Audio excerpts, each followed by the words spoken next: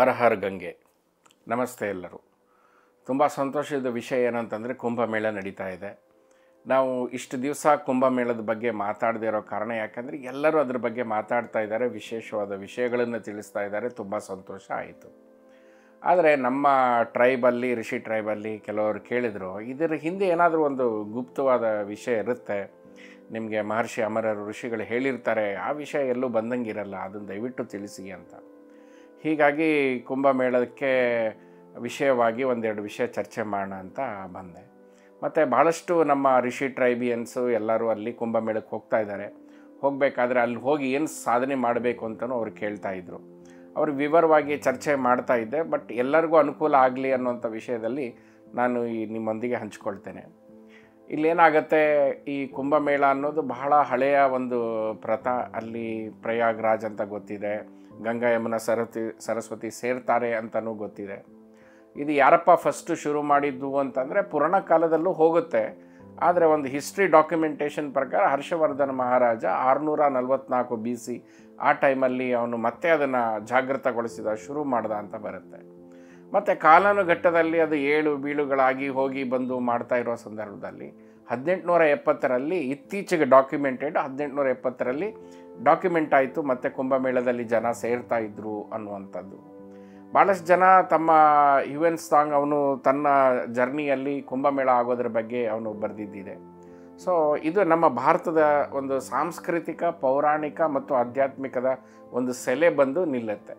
ನಾವು ಯೋಗಿಗಳಾಗಿ, ಧ್ಯಾನಿಗಳಾಗಿ ಏನು ಮಾಡಬೇಕು, ಅಲ್ಲಿ ಹೋಗಿ ಗಮನಿಸಬೇಕಾಗಿರೋ ವಿಚಾರ ಏನಂತಂದರೆ, ಅಲ್ಲಿ ಲಕ್ಷಾಂತರ ಯೋಗಿಗಳು, ಅಖಾಡದಲ್ಲಿರೋ ನಾಗಸಾಧುಗಳು, ಅಘೋರಿಗಳು ಎಲ್ಲ ಬಂದು ಸೇರಿರ್ತಾರೆ. ನೋಡಿ, ನಾವು ಆಧ್ಯಾತ್ಮಿಕವಾಗಿ ಶೈವರು, ವೈಷ್ಣವರು, ಗಾಣಪತ್ಯೆಯರು, ಶಾಕ್ತರು ಮತ್ತು ಸೂರ್ಯನನ್ನು ಆರಾಧಕರಾದ್ರೂ ಸಮಾಜದಲ್ಲಿ ಬರದೇ ಇರುವಂತಹ ಅಘೋರಿಗಳು, ನಾಗಸಾಧುಗಳು ಕೂಡ ಅಲ್ಲಿ ಬರ್ತಾರೆ ಮತ್ತು ಅವರಿಗೆ ನಾವು ಮೊದಲು ಪ್ರಾಶಸ್ತ್ಯ ಕೊಡ್ತೇವೆ ಅಂತ. ಉಳಿದಂತಹ ಸಾಧು ಸನ್ಯಾಸಿಗಳು ಅಲ್ಲಿ ಒಂದು ಡೇರೆ ಹಾಕಿ ಅಲ್ಲಿ ಸತ್ಸಂಗಗಳನ್ನು ಮಾಡ್ತಾರೆ, ಭಾಳಷ್ಟು ಜನ ಅವರ ಭಕ್ತರನ್ನು ಭೇಟಿ ಮಾಡ್ತಾರೆ ಅಂತ. ಇದು ಎಲ್ಲ ಮೇಲ್ಮುಖವಾಗಿ ಕಾಣಿಸುವಂಥ ಸತ್ಯಗಳು. ಒಳಗಡೆ ಅವರು ಏನನ್ನು ತಿಳಿದು ಅಲ್ಲಿಗೆ ಬರ್ತಾರೆ, ಯಾಕೆ ಅಷ್ಟು ಜನ ಅಲ್ಲಿ ಬರ್ತಾರೆ ಅಂತಂದರೆ, ಅನಾದಿ ಕಾಲದಿಂದಲೂ ಹರಿದು ಬರುತ್ತಾ ಇರುವಂತಹ ಗಂಗೆ, ಯಮುನೆ, ಸರಸ್ವತಿ. ಆ ಗಂಗೆ ಭಕ್ತಿಯನ್ನು, ವೈರಾಗ್ಯವನ್ನು ತೋರಿಸ್ತಾಳೆ. ಅವಳು ಸ್ವರ್ಗದಿಂದ ಭೂಮಿಗೆ ಬರ್ತಾಳೆ, ಶಿವನ ಜಟದಿಂದ ಹರಿದು ಬರ್ತಾಳೆ. ಆ ಗಂಗೆ ವೈರಾಗ್ಯವನ್ನು ರೆಪ್ರೆಸೆಂಟ್ ಮಾಡ್ತಾಳೆ. ಸೊ ಆ ವೈರಾಗ್ಯವನ್ನು ನಾವು ಅಲ್ಲಿ ಕಂಡ್ಕೊಳ್ಳೋಕೆ ಹೋಗಬೇಕಾದ್ರೆ ಅವಳು ಮೊದಲು ಅಘೋರಿಣಿ ಅಂತ, ಮೊದಲ ಫೀಮೇಲ್ ಅಘೋರಿ, ಆಮೇಲೆ ಬಂದಿದ್ದು ಮೇಲ್ ಅಘೋರಿಗಳು ಅಂತ. ಸೊ ಶಿವ ಮೊದಲನೇ ಅಘೋರಿ ಆದರೂ ಕೂಡ ಫೀಮೇಲಲ್ಲಿ ಗಂಗೆ ಮೊದಲನೇ ಅಘೋರಿಣಿ. ಯಾಕೆ ಅಂತಂದರೆ ಅವಳು ಬೋನ್ಸ್ಗಳ ಮೇಲೆ, ಡೆಡ್ ಬಾಡಿಗಳ ಮೇಲೆ, ಆ ಭೂಮಿ ಮೇಲೆ ಹರಿದುಕೊಂಡು ಬರ್ತಾಳೆ ಅಂತ. ಸೊ ಹೀಗಾಗಿ ಈ ಬೋನು ಮತ್ತು ಸ್ಕಲ್ಲು ಇದನ್ನೆಲ್ಲ ಹಾಕೊಳ್ಳೋ ಅಘೋರಿಗಳು, ಸಾಧನೆ ಮಾಡೋರು, ಅದಕ್ಕೆ ಗಂಗೆಯಲ್ಲಿ ಈ ಹೆಣವನ್ನು ಬೀಸಾಕುವಂಥದ್ದು, ಬೋನನ್ನು ಬೀಸಾಕೋದು ಮಾಡ್ತಾಳೆ. ಅದನ್ನು ಅವಳು ಪರಿಶುದ್ಧಗೊಳಿಸ್ತಾ ಬರ್ತಾಳೆ ಅಂತ. ಸೊ ಆ ಗಂಗೆ ಮೊದಲನೇ ಅಘೋರಿಣಿ. ಅವಳಿಗೆ ನಾವು ವೈರಾಗ್ಯದ ಸ್ವರೂಪವಾಗಿ ಅವಳ ಆಶೀರ್ವಾದವನ್ನು ನಾವು ತೆಗೆದುಕೊಳ್ಳುತ್ತೇವೆ ಅಂತ. ಆಮೇಲೆ ಯಮುನೆ ಭಕ್ತಿಯನ್ನು ತೋರಿಸ್ತಾಳೆ. ಯಮುನೆಯಲ್ಲಿ ನಾವು ಮಿಂದಿದಾಗ ನಮ್ಮಲ್ಲಿ ಅವಳಲ್ಲಿರೋ ಭಕ್ತಿ ನಮ್ಮಲ್ಲಿ ಆವಾಹಿತ ಆಗತ್ತೆ ಅನ್ನುವಂಥದ್ದು ವಿಷಯ. ಮತ್ತು ಸರಸ್ವತಿ ಗುಪ್ತಗಾಮಿನಿಯಾಗಿ ಹರಿದ್ರೂ ಕೂಡ ಅಲ್ಲಿ ತ್ರಿವೇಣಿ ಸಂಗಮದಲ್ಲಿ ಪ್ರಕಟಗೊಳ್ತಾಳೆ. ಅವಳು ಜ್ಞಾನವನ್ನು ನಮಗೆ ತೋರಿಸ್ತಾಳೆ ಅಂತ. ಇದು ಆಧ್ಯಾತ್ಮಿಕವಾಗಿ ನಾವು ಜ್ಞಾನಬದ್ಧವಾಗಿ ಅಲ್ಲಿ ಹೋದಾಗ ಆ ಮೂರು ತಾಯಿಯಂದರ ಒಂದು ಆಶೀರ್ವಾದವನ್ನು ನಾವು ತೆಗೆದುಕೊಂಡು ಜ್ಞಾನ, ಭಕ್ತಿ, ವೈರಾಗ್ಯದಲ್ಲಿ ನಮ್ಮ ಸಾಧನೆಯನ್ನು ಗಟ್ಟಿ ಮಾಡಿಕೊಳ್ತೀವಿ ಅನ್ನುವಂಥದ್ದು. ಮತ್ತು ಈ ಪವಿತ್ರ ನದಿಗಳಿಗೆ ಭಾಳಷ್ಟು ದೊಡ್ಡ ಇತಿಹಾಸ ಇದೆ. ಅಂದರೆ ಶಿವ, ರಾಮ, ಕೃಷ್ಣ, ವಿಷ್ಣು ಓಡಾಡಿರುವಂಥ ಜಾಗ, ಆ ನದಿಯಲ್ಲಿ ಅವರ ಪಾದಸ್ಪರ್ಶನ ಆಗಿದೆ. ಸೊ ಆ ಎನರ್ಜಿ ಅದರೊಳಗೆ ಹಾಗೇ ಇರುತ್ತೆ ಅಂತ. ಹೇಗೆ ಹುಣ್ಣಿಮೆ, ಅಮಾವಾಸ್ಯೆಗೆ ಒಂದು ರೀತಿಯ ಎನರ್ಜಿ ಪ್ಯಾಟ್ರನ್ನು ರಿಪೀಟ್ ಆಗುತ್ತೆ, ಹಾಗೆ 12 ವರ್ಷಕ್ಕೊಮ್ಮೆ ಗುರು ಅನ್ನೋ ಗ್ರಹ ಸೂರ್ಯ ಮತ್ತು ಚಂದ್ರನ ಪ್ರೇರೇಪಿಸಲ್ಪಟ್ಟು ಇದು ವಂಡರ್ಫುಲ್ ಕಾಂಬಿನೇಷನಲ್ಲಿ ಅರ್ತ್ ಮ್ಯಾಗ್ನೆಟಿಕ್ ಎನರ್ಜಿಯನ್ನು ಅದು ಮೇಲ್ಮಟ್ಟಕ್ಕೆ ಎಳ್ಕೊಂಡು ಬರುತ್ತೆ. ಅಲ್ಲಿ ಹರಿಯುವ ನದಿ ಅದಕ್ಕೆ ಒಂದು ಎಸೆನ್ಸನ್ನು ತುಂಬುತ್ತೆ. ಕುಂಡಲಿನಿ ಸಾಧನೆ ಮಾಡೋರು ಈಡ ಪಿಂಗಳ ನಾಡಿ ಅದು ಸರಳವಾಗಿ ಗಂಗೆ, ಯಮುನೆ, ಸರಸ್ವತಿಯಾಗಿ ಹರಿದು ಮೇಲ್ ರೂಪದಲ್ಲಿ ಬರುತ್ತೆ. ಕುಂಡಲಿನಿ ಸಹಸ್ರಾರ ಟಚ್ ಆದಾಗ ದಿವ್ಯ ದರ್ಶನಗಳಾಗತ್ತೆ. ಇದು ನೀವಿಷ್ಟು ದಿವಸ ಮಾಡಿರೋ ಸಾಧನೆಗೂ ಅಲ್ಲಿ ಬೆಳಗ್ಗೆ 4:15 ಎದ್ದು ಆ ತಣ್ಣೀರು ನದಿಯಲ್ಲಿ ಸ್ನಾನ ಮಾಡಿ ಬಂದು ನೀವು ಮಾಡುವ ಚಕ್ರ ಸಾಧನೆಯಲ್ಲಿ ಆ ಬಿಂಬ ಮತ್ತು ಪ್ರತಿಬಿಂಬದ ರೂಪದಲ್ಲಿ ನಿಮ್ಮ ಶರೀರ ಮತ್ತು ಅಲ್ಲಿರುವ ಭೂಮಿ ಮತ್ತು ಅಲ್ಲಿರುವಂತಹ ಎನರ್ಜಿ ವೈಬ್ ಅದು ಎಲ್ಲ ಟ್ಯೂನ್ ಆಗಿ ನಿಮ್ಮೊಂದು ಜೊತೆಗೆ ಎಲೆಕ್ಟ್ರೋಮ್ಯಾಗ್ನೆಟಿಕ್ ಅವರ ಕ್ರಿಯೇಟ್ ಮಾಡುತ್ತೆ. ನೀವು ಮುಂದೆ ಮಾಡಬಹುದಾದಂಥ ಒಂದು 50 ವರ್ಷದ ಸಾಧನೆ ಅಲ್ಲಿ ಆಗೋಗುತ್ತೆ, ಒಂದು ಕ್ಲ್ಯಾಪ್ ಹೊಡೆದ ರೀತಿಯಲ್ಲಿ ಆಗೋಗುತ್ತೆ.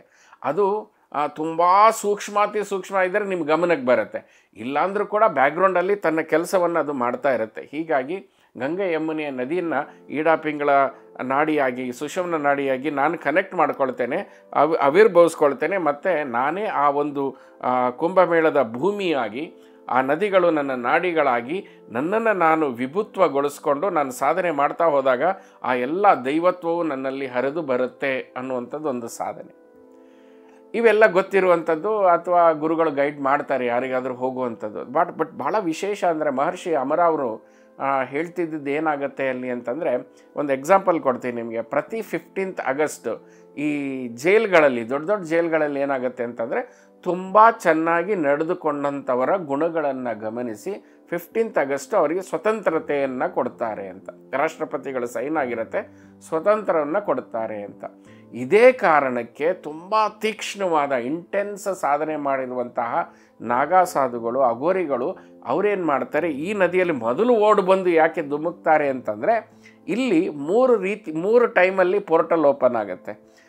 ಸ್ವರ್ಗದ ಬಾಗಿಲು ಓಪನ್ ಆಗುತ್ತೆ, ಸಿದ್ಧಲೋಕದ ಬಾಗಿಲು ಓಪನ್ ಆಗುತ್ತೆ, ದೈವಿ ಲೋಕದ ಬಾಗಿಲು ಓಪನ್ ಆಗುತ್ತೆ. ಹೇಗೆ ಆ ಬಿಂದು ಬೀಳಬೇಕಾದಾಗ ಆ ಪೋರ್ಟಲ್ ಮೂಲಕ ಆ ಹನಿಗಳು ಎಲ್ಲೆಲ್ಲಿ ಬಿತ್ತೋ ಆ ಟೈಮಲ್ಲಿ ಮತ್ತೆ ಅದು ಗ್ಯಾಲೆಂಟಿಕ್ ಅಲೈನ್ಮೆಂಟಲ್ಲಿ ಆ ಪೋರ್ಟಲ್ಸು ರಿಪೀಟ್ ಆಗುತ್ತೆ. ಇಟ್ ಈಸ್ ಬಿಲೀವ್ಡ್, ಅಥವಾ ಮಹರ್ಷಿ ಅಮರ್ ಅವರು ಅದನ್ನು ನೋಡಿದ್ದಾರೆ ಸೂಕ್ಷ್ಮ ರೀತಿಯಲ್ಲಿ, ಅಥವಾ ಗಮನಿಸಿ ಹೇಳಿರುವಂಥದ್ದು, ಋಷಿಗಳು ಗಮನಿಸಿರುವಂಥದ್ದು. ನೀವು ಥರ್ಡ್ ಐ ಓಪನ್ ಮಾಡಿ ಅಲ್ಲಿ ಕಣ್ಣು ಮುಚ್ಕೊಂಡು ಕುತ್ಕೊಂಡು ನೋಡಿದಾಗ ಆ ಪೋರ್ಟಲ್ ಓಪನ್ ಆಗುತ್ತೆ. ಪೋರ್ಟಲ್ ಓಪನ್ ಆದಾಗ ಆ ಒಂದು ನಾಗಾ ಸಾಧುಗಳು, ಅಘೋರಿಗಳು ಮೊದಲನೇ ಶಾಹಿ ಸ್ನಾನವನ್ನು ಯಾರು ತೆಗೆದುಕೊಳ್ತಾರೆ ಮತ್ತು ಯಾರು ಲಕ್ಕಿ ಡಿಪ್ ತಗೊಳ್ತಾರೆ ಅವರನ್ನು ಮೇಲೆ ಎತ್ಕೊಂಡು ಹೋಗುವಂತಹದ್ದು ಒಂದು ಕೆಲಸ ನಡೆಯುತ್ತೆ. ಆ ಸಿದ್ಧಲೋಕದಲ್ಲಿರೋ ಮಾಸ್ಟರ್ಸು ಅವ್ರನ್ನ ಚೂಸ್ ಮಾಡಿ ಅವರನ್ನು ಮೇಲೆ ಸೆಳೀತಾರೆ. ಸೊ ಹೀಗಾಗಿ ಅದು ತುಂಬ ಗೌಪ್ಯವಾಗಿ ನಡೆಯುತ್ತೆ. ಕಳೆದು ಹೋಗೋದೆಲ್ಲ ಕುಂಭಮೇಳದಲ್ಲಿ ಎಲ್ಲ ಕಥೆಗಳು ಶುರು ಆಗೋದೆ ಅಣ್ಣ ತಮ್ಮ ಕಳೆದು ಹೋದ್ರು ಅಂತ. ಸೊ ಹಾಗೆ ಸೆಳೆಯಲ್ಪಟ್ಟಾಗ ಅಂದಾಗ ನೀವು ಸಿನಿಮಾ ಥರ ಫಿಸಿಕಲ್ ಬಾಡಿ ಪೋರ್ಟಲ್ ಓಪನ್ ಮಾಡಿ ಮೇಲೆ ಹಿಂಗೆ ಹೋಗುತ್ತೆ, ನಮಗೇನು ಕಾಣಿಸಲ್ಲ, ಕ್ಯಾಮ್ರಾದಲ್ಲಿ ಕಾಣಿಸಲ್ಲ, ಹಾಗಲ್ಲ. ಅವರ ಸೂಕ್ಷ್ಮ ಶರೀರ, ಅವರ ದಿವ್ಯ ಶರೀರ ಆ ದೇಹದಿಂದ ಸೆಪರೇಟ್ ಆಗಲ್ಪಡುತ್ತೆ, ಅದು ಸೆಳೆಯಲ್ಪಡುತ್ತೆ. ಈ ಹೆಣ ಹಾಗೇ ಅಲ್ಲಿ ಕಳೆದು ಹೋಗುವಂಥದ್ದಾಗತ್ತೆ. ಮತ್ತು ಇದು ಒಂದು ಅದ್ಭುತವಾದಂತಹ ಜೀವನ್ಮುಕ್ತಿಯ ಒಂದು ಚಾನ್ಸ್. ಹೀಗಾಗಿ ಯಾರೂ ಕೂಡ ಕುಂಭಮೇಳವನ್ನು ಅಥವಾ ಆ ಗುರು ಅಂತಂದರೆ ಜೀವಕಾರಕ ಗುರು, ಸೂರ್ಯ ಅನ್ನೋದು ಆತ್ಮಕಾರಕ, ಚಂದ್ರ ಅನ್ನೋದು ಮನೋಕಾರಕ, ಇವರ ಮೂರಿನ ಪರ್ಫೆಕ್ಟ್ ಕಾಂಬಿನೇಷನ್ ಏನಾಗುತ್ತೆ, ದೇಹಕಾರಕವನ್ನು ಕರ್ಮಕಾರಕವನ್ನು ಡಿಸಾಲ್ವ್ ಮಾಡುವಂತಹ ಶಕ್ತಿ ಅದಕ್ಕಿರುತ್ತೆ. ಸೊ ಅವತ್ತು ಜೀವನ್ಮುಕ್ತರಾಗೋದಕ್ಕೆ ಆ ಶಾಹಿ ಸಮಯದಲ್ಲಿ ಆ ಮುಹೂರ್ತದಲ್ಲಿ ಅವರು ಬಂದು ಅಲ್ಲಿ ಮುಳುಗಿ ಹಾಕಿದಾಗ ನಮ್ಮ ಪ್ರತಿಬಿಂಬದ ಲೋಕದಲ್ಲಿ ಭೂಲೋಕದ ನಂತರ ಸಿಗೋದೇ ನೀರಿನ ಲೋಕ ಅಂತ, ಅದನ್ನು ಎಥ್ರಿಕ್ ವರ್ಲ್ಡ್ ಅಂತ ಹೇಳ್ತೀವಿ. ಆ ನೀರಿನ ಲೋಕದ ಮೂಲಕ ಅವರ ದಿವ್ಯ ದೇಹ ಮೇಲ್ಗಡೆಗೆ ಪ್ರವೇಶ ಆಗತ್ತೆ. ಟು ದ್ಯಾಟ್ ಪಿಕ್ ಲಕ್ಷಾಂತರ ಜನ ಅಲ್ಲಿ ಓಡಿ ಬಂದು ಬೀಳ್ತಾರೆ. ಯಾವ ಅಹಂಕಾರವಿಲ್ಲ, ನಾನು ಅಖಾಡ ಚಿಕ್ಕದು, ನಾನು ಅಖಾಡ ದೊಡ್ಡದು, ನಾನು ಈ ಮಂಡಲೇಶ್ವರ, ನಾನು ಈ ಮಠಾಧಿಪತಿ, ಯಾರೂ ನೋಡೋದಿಲ್ಲ, ಎಲ್ಲರೂ ಬರ್ತಾರೆ, ನಮಗೊಂದು ಚಾನ್ಸು ಅಂತ ಹೇಳಿ. ಇಂಥ ಒಂದು ಅದ್ಭುತವಾದದ್ದನ್ನು ಗಮನಿಸಬೇಕು ಅಂತಂದರೆ ನೀವು ಕ್ಲಾರವೆಂಟ್ ಆಗಿರಬೇಕು. ಕಣ್ಣು ಮುಚ್ಕೊಂಡು ಅಲ್ಲಿ ಏನು ನಡೆಯುತ್ತೆ ಸೂಕ್ಷ್ಮದಲ್ಲಿ ಅಂತ ಗಮನಿಸಿದಾಗ ತುಂಬ ಅದ್ಭುತವಾಗಿರುತ್ತೆ. ಚಕ್ರ ಧ್ಯಾನ ಮಾಡುವಂಥವ್ರಿಗೂ ನಿಮ್ಮ ಚಕ್ರಗಳ ಅದು ಊರ್ಜಾ ಮೇಲೆ ಹೋಗುವಂಥದ್ದು ನಿಮಗೆ ಗೊತ್ತಾಗತ್ತೆ. ಅಲ್ಲಿ ನೀವು ಇಲ್ಲಿ 300 ವರ್ಷ ಮಾಡುವ ಸಾಧನೆ, ಅಲ್ಲಿ 3 ದಿವಸ ಮಾಡುವ ಸಾಧನೆ ಅಥವಾ 3 ಗಂಟೆ ಮಾಡುವ ಸಾಧನೆ ತನ್ನದೇ ಆದಂಥ ಒಂದು ಛಾಪನ್ನು ಮೂಡಿರುತ್ತೆ. ಸೊ ಆದ್ದರಿಂದ ಇದನ್ನು ತಿಳಿದು ಹೋದವರಿಗೂ ಅಷ್ಟೇ ಲಾಭ, ತಿಳಿದೇ ಹೋದವರು ಕೂಡ ಅವರ ಶ್ರದ್ಧಾಭಕ್ತಿ ಏನಿದೆ ಅದು ಕೂಡ ಅವರಿಗೆ ಲಾಭ ಬರುತ್ತೆ. ಆದರೆ ಭಾಳಷ್ಟು ಜನರನ್ನು ನೋಡಿದ್ದೇನೆ, ಕುಂಭಮೇಳಕ್ಕೆ ಹೋದರು ಮತ್ತೆ ಬಂದರು, ಅವರು ಹೋಗಿದ್ದು ಅವರಾಗೇ ಇದ್ದರು, ಬಂದಿದ್ದು ಅವರಾಗೇ ಆಗಿದ್ದಾರೆ. ಸೊ ಅವರಲ್ಲಿ ಏನೂ ಒಂದು ಪರಿವರ್ತನೆ ಆಗಿಲ್ಲ. ಆದರೆ ದಯವಿಟ್ಟು ಅಲ್ಲಿ ಹೋಗಿ ಅಲ್ಲಿ ಸೇರುವಂತಹ ಲಕ್ಷಾಂತರ ಜನ ಶಬ್ದ ಅಲ್ಲ, ಕೋಟ್ಯಾಂತರ ಜನರ ಭಕ್ತಿ, ಆ ಒಂದು ಶ್ರದ್ಧೆಯನ್ನು ನೋಡಿ ನಮ್ಮಲ್ಲೂ ಕೂಡ ಆ ಒಂದು ಭಕ್ತಿ ಶ್ರದ್ಧೆ ಪುಳಕಿತ ಆಗತ್ತೆ. ಅಲ್ಲಿ ನಾವು ಓಂ ನಮಃ ಶಿವಾಯ ಅಥವಾ ಆ ಒಂದು ಕುಂಭಮೇಳ ಡೆಡಿಕೇಟ್ ಆಗಿರುವಂಥದ್ದು ಮಹಾವಿಷ್ಣುವಿಗೆ, ಮಹಾವಿಷ್ಣುವಿನ ಧನ್ವಂತರಿ ಮಂತ್ರವನ್ನು ಜಪ ಮಾಡೋದ್ರಿಂದ ಸೊ ಅಲ್ಲಿ ಕುತ್ಕೊಂಡು ಆ ಒಂದು ಸಿದ್ಧಿಗಳು ನಿಮಗೆ ಆಗತ್ತೆ. ಅದನ್ನೆಲ್ಲ ಹೆಕ್ಕಿ ತಂದು ಆ ಆಧ್ಯಾತ್ಮಿಕ ಅನುಭವವನ್ನು ನಿಮ್ಮ ಫ್ಯಾಮಿಲಿ ಮೆಂಬರ್ಸಿಗೆ, ಫ್ರೆಂಡ್ಸಿಗೆ ಹಂಚಿ ಅದು ನಿಜವಾದ ಕುಂಭಮೇಳದ ಪ್ರವಾಸದ, ಕುಂಭಮೇಳ ಯಾತ್ರೆಯ ಒಂದು ಪೂರ್ಣತೆ ಆಗತ್ತೆ. ಮತ್ತು ಮರಿದೇನೆ ತ್ರಿವೇಣಿ ಸಂಗಮದ ನೀರನ್ನು ಅದು ಎಲ್ಲರೂ ತರ್ತೀರಿ. ಆದರೆ ನಾನು ಕೇಳೋದೇನಂತಂದರೆ, ಅಲ್ಲಿ ಓಡಾಡಿದ ಸಾಧು ಸಜ್ಜನರ ಪಾದಗಳಲ್ಲಿ, ತಪಸ್ಸಿನ ಆ ನಡೆಗಳಲ್ಲಿ ಮಿಂದಂತಹ ಆ ಮಣ್ಣಿನ ಕಣಗಳನ್ನು ತೆಗೆದುಕೊಂಡು ಬಂದು ನಿಮ್ಮ ಮನೇಲಿ ಇಡಿ. ಸೊ ಆ ಕುಂಭಮೇಳ ಮತ್ತು ಆ ಸರಸ್ವತಿ, ಯಮುನೆ, ಗಂಗೆಯ ಆ ಪವಿತ್ರ ನದಿ, ಮಣ್ಣು ಮತ್ತು ಆ ನೀರು ಎರಡೂ ನಿಮ್ಮ ಮನೆಯಲ್ಲಿ ಇಟ್ಟಾಗ ಏನಾಗುತ್ತೆ, water element and earth element balance ಆಗುತ್ತೆ. ಅದರಲ್ಲಿ ನಿಮ್ಮಲ್ಲಿ ಅಬಂಡೆನ್ಸು ಮತ್ತು ಆರೋಗ್ಯ, ಐಶ್ವರ್ಯ, ನೆಮ್ಮದಿ ಎಲ್ಲ ಸಿಗೋದಕ್ಕೆ ಶುರು ಆಗುತ್ತೆ. ದಯವಿಟ್ಟು ಇದನ್ನು ಅದೇ ಶ್ರದ್ಧೆ ಭಕ್ತಿಯಿಂದ ನೋಡ್ಕೊಂಡು ಬನ್ನಿ. ಜಾತ್ರೆ ಥರ ಹೋಗಬೇಡಿ, ಮತ್ತು ಸುಮ್ಮನೆ ಅಲ್ಲಿರೋ ಸಾಧು ಸಂತರಿಗೆ ತೊಂದರೆ ಕೊಡಬೇಡಿ. ಸೈಲೆಂಟಾಗಿ ಹೋಗಿ ಅಖಾಡದಲ್ಲಿ ಕೂತ್ಕೊಳ್ಳಿ, ಸತ್ಸಂಗವನ್ನು ಕೇಳಿ. ಅಲ್ಲಿ ಮೌನ ಮತ್ತು ಧ್ಯಾನ ಇವೆರಡೂ ಇದ್ದರೆ ಅಲ್ಲಿ ಎನರ್ಜಿಯನ್ನು ನೀವು ಆವರಿಸ್ಕೊಂಡು ಬರ್ತೀರಿ. ಅದು ಒಂದು ದಿವಸ ಆ ಬೀಜ ರೂಪದಲ್ಲಿರೋದು ಫಲವಾಗಿ ಆಚೆ ಬರುತ್ತೆ, ಪುಷ್ಪವಾಗಿ ಅರಳುತ್ತೆ. ಸೊ ಯಾರ್ಯಾರು ಅಲ್ಲಿದ್ದೀರಿ, ಯಾರ್ಯಾರು ಹೋಗ್ತಾ ಇದ್ದೀರಿ, ಯಾರ್ಯಾರು ಹೋಗಿ ಬಂದಿದ್ದೀರಿ, ನಿಮ್ಗೆಲ್ಲರಿಗೂ ಅನಂತ ಅನಂತ ಪುಣ್ಯ ಸಿಗಲಿ. ನಿಮ್ಗೆಲ್ಲರಿಗೂ ಒಳ್ಳೆಯದಾಗಲಿ. ಎಲ್ಲರೂ ಸುಖವಾಗಿರಿ. Thank you so much.